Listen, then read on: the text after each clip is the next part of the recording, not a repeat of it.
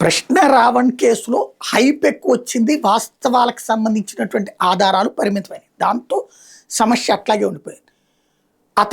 అతని దగ్గర నక్సలిజపు భావజాలపు పుస్తకాలు ఉన్నాయి. అవి అతను చదువుకుంటాడేమో కూడా.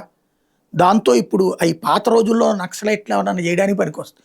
ఉగ్రవాదులతో సంబంధాలు ఉన్నాయి అనేటువంటి నేను మొదటే చెప్పాను. అతని భావజాలం దారి తప్పిన యువకుడు అంతే తప్పించి నక్సలైట్లతో తీవ్రవాదులతో సంబంధాలు ఉంటాయని నేను అనుకోను.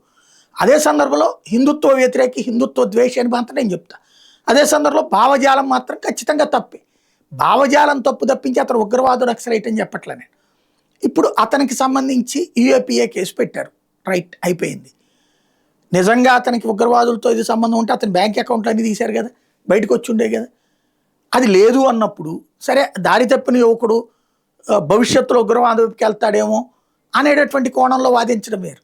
కానీ అతనికి ఫ్లాట్ అద్దెకిచ్చారని చెప్పి ఆ ఇంద్రసేన అట్లాగే అమ్మాయి గమన ఇద్దరిని కూడా పదే పదే పిలిచి విచారిస్తున్నారు. ఏం విచారిస్తారు? ఇదిగో ఇతనికి సో పాకిస్తాన్ నుంచి డబ్బులు వచ్చినాయి, సిరియా నుంచి డబ్బులు వచ్చినాయి అని అడిగితే వాళ్ళు ఏమన్నా చెప్పడానికి ఉంటుంది. అదే సందర్భంలో రావణ్ మీద మొన్న 10 రోజుల పాటు పెట్టి ఇదన్నారు, తర్వాత 15 రోజులు అన్నారు, సాంత పక్కన పెట్టేశారు. అతని విచారణ అట్లాగే అయిపోయింది.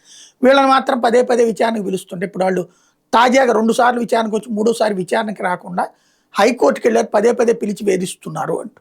ఏం జరుగుతుందో చూడాలి.